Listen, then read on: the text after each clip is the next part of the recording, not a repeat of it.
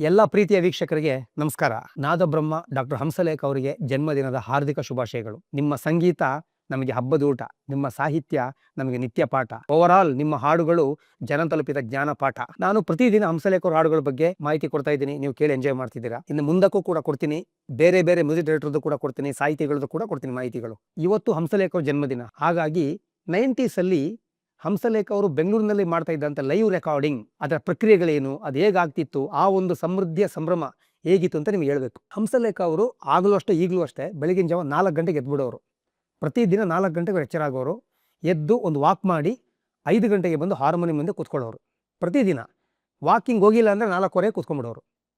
ಆಗ ನಿರ್ದೇಶಕರು ಬರೋರು, ಕೆಲವು ಕಂಪೋಸ್ ಮಾಡಿಸ್ಕೊಳ್ಳೋರು, ಲಿರಿಕ್ಸು ಕೆಲವು ಬರ್ಸ್ಕೊಳ್ಳೋರು, ಈ ಥರ ಕೆಲಸ ನಡೀತಿತ್ತು.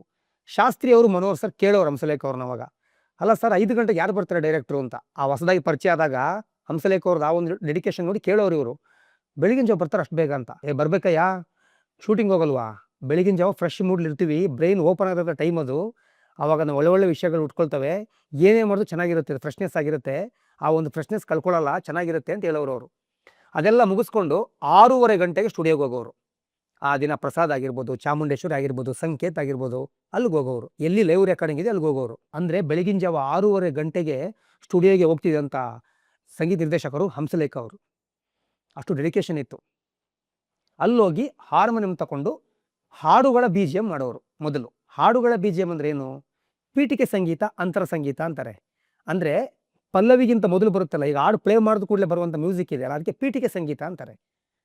ಆ ಪಲ್ಲವಿ ಆದಮೇಲೆ ಚರಣ ಬರುತ್ತಲ್ಲ, ಚರಣಕ್ಕಿಂತ ಮೊದಲು ಗ್ಯಾಪ್ ಮ್ಯೂಸಿಕ್ ಅಂತಾರೆ. ಆ ಗ್ಯಾಪ್ ಮ್ಯೂಸಿಕ್ಗೆ ಅಂತರ ಸಂಗೀತ ಅಂತಾರೆ. ಅದು 2 ಚರಣ ಇರೋದ್ರಿಂದ ಅಂತರ ಸಂಗೀತ 2, ಅಥವಾ ಒಂದೊಂದ್ಸಲ 3 ಚರಣ ಆಗ್ಬಿಡ್ತಾ ಇತ್ತು. ಅದೆಲ್ಲ ರೆಡಿ ಮಾಡ್ಕೊಳ್ಳೋರು. ಒಂದು 7:30 ಗಂಟೆಗೆ ಸ್ಯಾಕ್ಸ್ ರಾಜ ಬರೋರು. ಆವಾಗ ಸ್ಯಾಕ್ಸ್ ರಾಜ ಇರಲೇಬೇಕು, ಜೊತೆಲಿ ಇರಲೇಬೇಕಿತ್ತು. ಅವ್ರು ಬಂದಾಗ ಹಂಸಲೇಖ ಅವರು ಅವರಿಗೆಲ್ಲ ಡಿಕ್ಟೇಟ್ ಮಾಡೋರು, ಈ ಥರ ಎಲ್ಲ ಬೇಕು ನನಗೆ ಅಂತೇಳಿ ನೊಟೇಶನ್ ಕೊಡೋರು, ಸ್ಯಾಕ್ಸ್ ರಾಜ ಬರ್ಕೊಳ್ಳೋರು. ಆನಂತರ ಒಂದು 8 ಗಂಟೆಗೆಲ್ಲ ವಾದ್ಯಗಾರರು ಬರೋರು. ಚೆನ್ನೈಯಿಂದ ಆವಾಗ ಯಾರೇ ವಾದ್ಯಗಾರರು ಬಂದ್ರೂ ಒಂದು 50-60 ಜನ ಬರೋರು. ಸಂಧ್ಯಾ ಲಾಡ್ಜು ಅಥವಾ ಮೋತಿ ಮಹಲ್ ಲಾಡ್ಜ್ ಅಲ್ಲಿ ಉಳ್ಕೊಳ್ಳೋರು. ಒಂದು ಟೆಂಪೋ ಟ್ರಾವೆಲರ್ಲಿ ಅವ್ರನ್ನ ಕರ್ಕೊಂಬರೋರು ಸ್ಟುಡಿಯೋಗೆ. ನೋಡಿ ಆ ಸಂಭ್ರಮ ಹೆಂಗಿತ್ತು ಅಂತ. ಬಂದು ಎಲ್ಲ ಪ್ರಾಕ್ಟೀಸ್ ಮಾಡೋರು.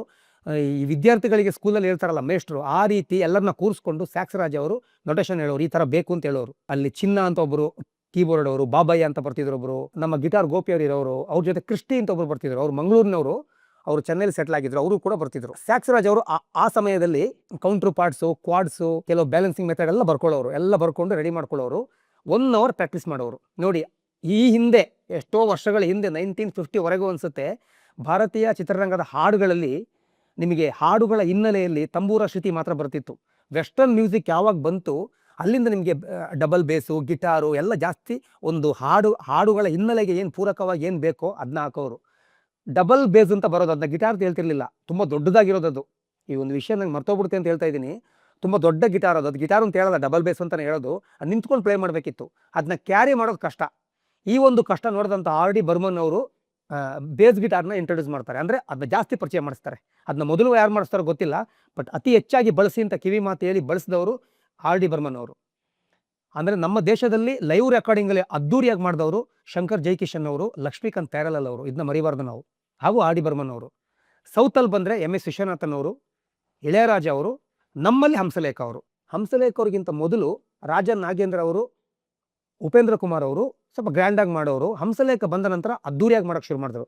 ಯಾಕೆಂದರೆ ಅವ್ರು ಸಿಕ್ಕಿದಂಥ ಪ್ರೊಡಕ್ಷನ್ನು, ಅಲ್ಲಿ ಈಶ್ವರಿ ಪ್ರೊಡಕ್ಷನ್ ಸಿಕ್ತು. ಹಾಡುಗಳಿಗೆ ಕಂಪೋಸಿಂಗ್ಗೆ ಲಕ್ಷ ಸುರಿಯವರವರು. ಹಾಗಾಗಿ ಅದೊಂದು ಗ್ರ್ಯಾಂಡಾಗಿ ಮಾಡ್ತಾಯಿದ್ರು. ಲೈವ್ ರೆಕಾರ್ಡಿಂಗ್ ಸ್ವಲ್ಪ ಗ್ರ್ಯಾಂಡಾಗಿ ಬಂದಿದ್ದು ಹಂಸಲೇಖ ಅವ್ರ ಕಾಲದಲ್ಲಿ. ಈ ಹಿಂದೆ ಯಾರೂ ಮಾಡಿಲ್ಲ ಅನ್ಕೋಬೇಡಿ, ಹಂಸಲೇಖ ಹೊಗಳ್ತಾನೆ ಇವನು, ಬೇರೆ ಯಾರು ಹೇಳ್ತಿಲ್ಲ ಅಂತ. ಎಲ್ಲರೂ ಮಾಡ್ತಿದ್ರು ಆಯಾಯ ಬಜೆಟ್ಗೆ ತಕ್ಕವಾಗಿ. ಆಮೇಲೆ ಇನ್ಸ್ಟ್ರೂಮೆಂಟ್ ನೋಡ್ಕೋಬೇಕಿತ್ತು.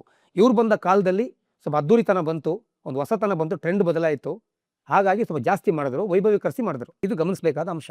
ಸ್ಯಾಕ್ಸ್ ರಾಜ್ ಅವರು ಎಲ್ಲ ಪ್ರಾಕ್ಟೀಸ್ ಮಾಡಿಸ್ತಾರೆ, ಎಲ್ಲರಿಗೆ ಕೊಟ್ಟು ರೆಡಿ ಮಾಡ್ತಾರೆ. ಆಗ ಎಲ್ಲ ಒಂದೊಂದು ಕ್ಯಾಬಿನ್ ಇರುತ್ತೆ. ಅದು ಚಾಮುಂಡೇಶ್ವರಿ ಆಗಿರ್ಬೋದು, ಸಂಕೇತ್ ಆಗಿರ್ಬೋದು, ಪ್ರಸಾದ್ ಆಗಿರ್ಬೋದು. ಒಂದೊಂದು ಕ್ಯಾಬಿನ್ಲಿ ಒಂದು ಫ್ಲೂಟ್ ಒಂದು ಗ್ರೂಪ್ ಒಂದು ಕಡೆ, ಕೋರಸ್ ಸಿಂಗರ್ಸ್ ಒಂದು ಕಡೆ, ಗಿಟಾರಿಸ್ಟ್ಗಳು ಒಂದು ಕಡೆ, ಸ್ಯಾಕ್ಸೋಫೋನ್ ನುಡಿಸೋರು ಒಂದು ಕಡೆ. ಅಂದರೆ ಅದು ಸ್ಯಾಕ್ಸ್ ರಾಜ ಮಾಡ್ತಿದ್ರು, ಅವ್ರದ್ದೊಂದು ಕ್ಯಾಬಿನ್ ಇತ್ತು. ತಬಲಾ, ರಿದಮು, ಆಮೇಲೆ ಅದಕ್ಕಿಂತ ಹೆಚ್ಚಾಗಿ ಡ್ರಮ್ಸು, ಇದೆಲ್ಲ ಒಂದು ಕಡೆ. ವಯಲಿನ್ ಸೆಕ್ಷನ್ ಮಾತ್ರ ನಿಮಗೆ ಓಪನ್ ಆಗಿರೋದು. ಯಾಕೆಂದರೆ 50-60 ಜನ ವಯಲಿನಿಸ್ಟ್ ಇದ್ರು. ಹಾಡುಗಳಲ್ಲಿ ಬಳಸಿದ ವಯಲಿನ್ಸ್ ಅಲ್ವಾ, ಹಾಗಾಗಿ ಆ ವಯಲಿನ್ ಸೆಕ್ಷನ್ನು ಓಪನ್ ಆಗೇ ಇರೋದು. ಒಂದು 50 ಜನ ಒಟ್ಟಿಗೆ ಕೂತ್ಕೊಳ್ಳೋರು. 1 ಅವರ್ ಪ್ರಾಕ್ಟೀಸ್ ಮಾಡುವಾಗ ಆ ಟ್ಯೂನ್ಗಳು, ಆ ಗಿಟಾರ್ ಸೌಂಡು, ಡ್ರಮ್ಸು, ವಯಲಿನು ಎಲ್ಲ ಜಗ ಜಗ ಜಗ ಅಂತ ಕೇಳಿಸೋದಂತೆ. ಮನೋಹರ್ ಸರು, ಕಲ್ಯಾಣ್ ಅವರು, ಎಲ್ ಎನ್ ಶಾಸ್ತ್ರಿ ಅವರು, ರಾಜಕೃಷ್ಣನ್ ಅವರು, ಇವರಿಗೆಲ್ಲ ಖುಷಿಯಾಗದಂಥ ವೈಭವ ಅದು. ಅವ್ರು ಒಂದು ಕಡೆ ಕೂತಿರೋರು. ಅಷ್ಟೊತ್ತಿಗಾಗಲೇ ಹಂಸಲೇಖ ಅವರು ಶಾಸ್ತ್ರಿ ಅವರಿಗೆ ಲಿರಿಕ್ಸ್ ಕೊಟ್ಟಿರೋರು. ಯಾರು ಟ್ರ್ಯಾಕ್ ಕೊಡ್ತಾರೋ ಅವರಿಗೆ, ಶಾಸ್ತ್ರಿ, ರಾಜೇಶ್ ಅವರು, ಚಂದ್ರಿಕಾ ಗುರುರಾಜ್ ಅವರು, ಬಿ ಆರ್ ಛಾಯಾ ಅವರು, ಅವರಿಗೆಲ್ಲ ಟ್ರ್ಯಾಕ್ ಕೊಟ್ಟಿರೋರು. ಅಂದರೆ ಅವರಿಗೆಲ್ಲ ಹೇಳಿ ಅದನ್ನ ಗೈಡೆನ್ಸ್ ಕೊಟ್ಟು ಡಿಕ್ಟೇಟ್ ಮಾಡಿ ಲಿರಿಕ್ಸ್ ಕೊಟ್ಟಿರೋರು. ಅದನ್ನ ಪ್ರಾಕ್ಟೀಸ್ ಮಾಡ್ತಿರ್ಬೇಕು ಶಾಸ್ತ್ರಿ ಅವರು, ಅವರೆಲ್ಲ ಆ ಸಿಂಗರ್ಸು. ಆಮೇಲೆ ಬಂದು ಲೈವ್ ರೆಕಾರ್ಡಿಂಗ್ ಮಾಡ್ತಿದ್ರು. ಇದು ಲೈವ್ ರೆಕಾರ್ಡಿಂಗು. ಟ್ರ್ಯಾಕ್ ಆಡೋದು ಅಂತಾರೆ. ಟ್ರ್ಯಾಕ್ ಆಡೋದು ಕೂಡ ಅದ್ಭುತವಾಗಿ ಆಡಬೇಕು, ರೆಕಾರ್ಡಿಂಗ್ ಥರನೇ ಆಡಬೇಕಾಗುತ್ತೆ. ಇನ್ನು ಈ ಹಿಂದೆ ಹೇಳಿದ್ದೆ, ಮೂಲ ಗಾಯಕರು ಸಮಯಕ್ಕೆ ಸರಿಯಾಗಿ ಸಿಗದೇ ಇರೋ ಕಾರಣ ಟ್ರ್ಯಾಕ್ ಆಡಿದ್ನೇ ಓಕೆ ಮಾಡಿದ್ದಾರೆ. ಆ ಎಕ್ಸಾಂಪಲ್ಗಳಿದೆ. ಹಾಗಾಗಿ ಅದ್ಭುತವಾಗಿ ಮೂಡಿ ಬರಬೇಕು, 100% ನ್ಯಾಯ ಕೊಟ್ಟು ಆಡಬೇಕು. ಅವರೆಲ್ಲ ಆಡಿದ್ಮೇಲೆ ಹಂಸಲೇಖ ಅವರು ಚೆಕ್ ಮಾಡಿ ಓಕೆ ಮಾಡೋದು. ನೋಡಿ, 3 ಸ್ಟುಡಿಯೋದಲ್ಲೂ ಕೂಡ ಹಂಸಲೇಖ ಅವರು ರೆಕಾರ್ಡಿಂಗ್ ನಡೀತಿರುತ್ತೆ ಅವಾಗ. ಆ ಟೈಮಲ್ಲಿ ಹೆಂಗೆ ಮ್ಯಾನೇಜ್ ಮಾಡ್ತಾ ಇದ್ರು ಅಂದರೆ, ಒಂದು ಕಡೆ ಒಂದು 50-60 ಮ್ಯೂಸಿಷಿಯನ್ನ ಸ್ಯಾಕ್ಸ್ ರಾಜ ಅವರು ಕಂಡಕ್ಟ್ ಮಾಡೋದು, ಅರೇಂಜ್ಮೆಂಟ್ ಪ್ಲಸ್ ಕಂಡಕ್ಟ್. ಇನ್ನೊಂದು ಕಡೆ ವೀಣಾ ವೆಂಕಟೇಶ್ ಅವರು, ಇನ್ನೊಂದು ಕಡೆ ಜೈಶಂಕರ್ ಅವರು, 3 ಜನ ಕೂತ್ಕೊಂಡು ಅದು 3 ಸ್ಟುಡಿಯೋದಲ್ಲಿ ಕೆಲಸ ಮಾಡ್ತಿದ್ರು. ಸೌಂಡ್ ಇಂಜಿನಿಯರಿಗೆ ಹಂಸಲೇಖ ಅವರು ಫೋನ್ ಮಾಡೋರು, ಪ್ರೋಗ್ರಾಮ್ ಹೇಗೆ ನಡೀತಾ ಇದೆ, ಸಿಚುವೇಶನ್ ಎಲ್ಲಿಗೆ ಬಂದಿದೆ ಅಂತ ಅದೆಲ್ಲ ಹೇಳೋರು ಅವರು. ಆಗ ಬಂದು ಫೈನಲ್ ಕಾಪಿ ನೋಡಿ ಓಕೆ ಮಾಡೋರು. ಇದು ಲೈವ್ ರೆಕಾರ್ಡಿಂಗ್ ಮಾಡ್ತಿದ್ದ ರೀತಿ.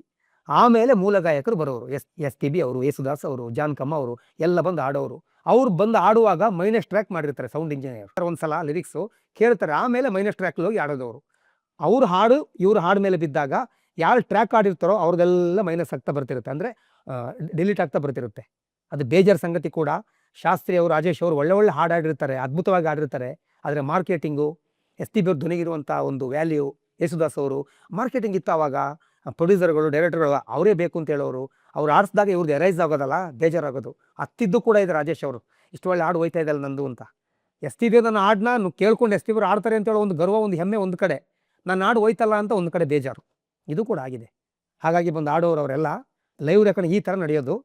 ಇದು ನಿಮ್ಗೆ ಹೇಳಬೇಕಿತ್ತು. ನೋಡಿ ಎಷ್ಟು ಕೆಲಸಗಳನ್ನ ಮಾಡಿದ್ದಾರೆ. ಅಂದರೆ ಬೆಳಿಗ್ಗೆ 6:30 ಗಂಟೆಗೆ ಹಂಸಲೇಖ ಸ್ಟುಡಿಯೋಗೆ ಹೋದರೆ, ಒಂದು ಯಾವ್ದು ಕಾಮಿಡಿ ಮಾಡಿದ್ರೆ ನಗಾಡ್ಕೊಂಡು ರಾತ್ರಿ 12 ಗಂಟೆವರೆಗೂ ಆ ಒಂದು ಜೋಶಲ್ಲೇ ಇರೋರು, ಆ ಒಂದು ಹೈಪರ್ ಆಕ್ಟಿವ್ ಆಗಿರೋರು, ಆ ಒಂದು ಜಾಲಿಯಾಗಿ ಇರೋರು, ಅಂಥ ಒಂದು ಹ್ಯೂಮರಸ್ ಆಗಿರೋರು. ಮಧ್ಯಾಹ್ನ ಒಂದು ಅರ್ಧ ಗಂಟೆ ಬೆಳಿಗ್ಗೆ ಮಾಡಿದ ಕೆಲಸನ ಮರೆಯೋಕ್ಕೋಸ್ಕರ ಮೇಲ್ಗಡೆ ಒಂದು ಚಾಪೆ ಹಾಕೊಂಡು ಮಲಗಿಬಿಡೋರು. ಉದಾಹರಣೆ ಹೇಳಬೇಕು ಅಂದರೆ, ಯುಗ ಪುರುಷ ಸಿನಿಮಾದು ಕೇಳಿ ಪ್ರೇಮಿಗಳೇ ಹಾಡಿದೆಯಲ್ಲ, ಅದು ಕೋರಸ್ಸು ಕರೆಕ್ಟಾಗಿ ಬಂದಿಲ್ಲ ಅಂತೇಳಿ ಮತ್ತೆ 12:30 1:30 ಗಂಟೆ ಮತ್ತೆ ರೆಕಾರ್ಡಿಂಗ್ ಮಾಡಿ, ಅಂದರೆ ಆ ಕೋರಸ್ ರೆಕಾರ್ಡಿಂಗ್ ಮಾಡಿ ಅದನ್ನ ಆಮೇಲೆ ಮರ್ಜ್ ಮಾಡಿದ್ದು. ಇದು ಎಕ್ಸಾಂಪಲ್ಗಳಿವೆ. ಬೆಳಿಗ್ಗೆ 6:30 ಗಂಟೆಯಿಂದ 12:30 1 ಗಂಟೆವರೆಗೂ ಸ್ಟುಡಿಯೋದೊಳಗೆ ಹಂಸಲೇಖ ಅವರು ಇರ್ತಿದ್ರು. ಆ 4 ಗೋಡೆಗಳ ಮಧ್ಯೆ ಅಷ್ಟು ಕೆಲಸ ಮಾಡಿದವರು ಅವರು. ಪುನಃ ಬಂದು ಮಲಗಿ ಮತ್ತೆ 4 ಗಂಟೆಗೆ ಎದ್ದು ಮತ್ತೆ ಅದೇ ಕೆಲಸ. ಇಷ್ಟು ವರ್ಷಗಳ ಕಾಲ ಮಾಡಿದಾರಲ್ಲ, ಅದು ಹ್ಯಾಟ್ಸ್ ಆಫ್ ಹೇಳಬೇಕು. ರೆಸ್ಟ್ಲೆಸ್ ಕೆಲಸ ಅಂತಾರೆ, ಅಷ್ಟು ಕೆಲಸ ಮಾಡಿದ್ದಾರೆ. ಆಮೇಲೆ ಈ ಮ್ಯೂಸಿಷಿಯನ್ಸ್ ಚೆನ್ನೈಯಿಂದ ಬರ್ತಿದ್ರಲ್ಲ, ಅವ್ರು ಸ್ವಲ್ಪ ಸಲಿಗೆ ತಗೊಂಡು ಏನೋ ಮಾತಾಡ್ಬಿಡೋರು. ಹಂಸಲೇಖ ಸುಮ್ಮನಿರೋರು. ಯಾವಾಗ ಮಿಸ್ಟೇಕ್ ಮಾಡ್ತಾರೆ, ಮಿಸ್ಟೇಕ್ ಯಾರಾದರೂ ಮಾಡೇ ಮಾಡ್ತಾರೆ, ಒಂದು ಮಿಸ್ಟೇಕ್ ಆಗುತ್ತೆ. ಮಿಸ್ಟೇಕ್ ಮಾಡಿದಾಗ ಜೋರಾಗಿ ರೇಗ್ಬಿಡೋರು, ಗದರ್ಬಿಡೋರು. ಆವಾಗ ಎಲ್ಲರೂ ಗಪ್ಚುಪ್ ಸೈಲೆಂಟಾಗಿ ಕೆಲಸ ಮಾಡೋರು. ಈ ಥರ ಹಿಡಿತಾ ಇಟ್ಕೊಂಡಿದ್ರು, ಅಷ್ಟು ಕಂಟ್ರೋಲಾಗಿ ಕೆಲಸ ಮಾಡ್ತಾಯಿದ್ರು. ಮೊದಲು ಇನ್ನೊಂದು ಮಾಹಿತಿ ಮರ್ತಿದ್ದೆ. ಆಗಿನ ಕಾಲದಲ್ಲಿ ಮೊದಲು ಟ್ರ್ಯಾಕ್ ಆಡೋ ಸಿಸ್ಟಮ್ ಇರಲಿಲ್ಲ. ಆವಾಗ ವೈಲಿನಲ್ಲೇ ಟ್ರ್ಯಾಕ್ ಆಡೋರಂತೆ, ಅಂದರೆ ವೈಲಿನಲ್ಲೇ ಟ್ರ್ಯಾಕ್ ನಡೆಸೋರಂತೆ. ರಾಮಚಂದ್ರನ್ ಅಂತ ಒಬ್ಬರು ಗ್ರೇಟ್ ವೈಲಿನಿಸ್ಟ್ ಅವರು, ತುಂಬ ಫೇಮಸ್ ತಮಿಳ್ನಾಡವರು. ಅವರು ವೈಲಿನಲ್ಲೇ ಟ್ರ್ಯಾಕ್ ನಡೆಸ್ತಿದ್ರು. ಅದನ್ನ ನಿಧಾನಕ್ಕೆ ಹಿನ್ನೆಲೆ ಸಂಗೀತ ನಿಧಾನಕ್ಕೆ ಬರೋದು, ಅದ್ರ ಮೂಲಕ ಆಡಿ ಆಮೇಲೆ ವೈಲಿನ ಮೈನಸ್ ಮಾಡಿ ಕೊಡ್ತಾಯಿದ್ರು. ಇದೆಲ್ಲ ನಡೀತಾ ಇತ್ತು ಅವಾಗ. ಆಮೇಲೆ ಟ್ರ್ಯಾಕ್ ಸಿಂಗಿಂಗ್ ಒಂದು ಪದ್ಧತಿ ಬಂತು. ನೋಡಿ ಎಷ್ಟು ವಿಷಯಗಳಿದೆ ಅಂತ. ಈಗ ಎಲ್ಲಿ ಸರ್ ಲೈವ್ ರೆಕಾರ್ಡಿಂಗು? ಈಗ AI ತನಕ ಬಂದ್ಬಿಟ್ಟಿದೆ.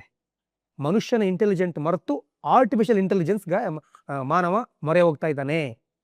ಆದರೆ ಆ ಲೈವ್ ರೆಕಾರ್ಡಿಂಗ್ ಮಾಡುವಂಥ ಆ ಒಂದು ಸಂಭ್ರಮ ಇದೆಯಲ್ಲ, ಅದು ಇನ್ನೂ ಸಿಗಲ್ಲ ಇನ್ನು. ಹಾಗಾಗಿ ಇದನ್ನು ಹೇಳಿದೆ ನಾನು. ಎಲ್ಲರೂ ಆಗ ಮಾಡಿದವ್ರೆ.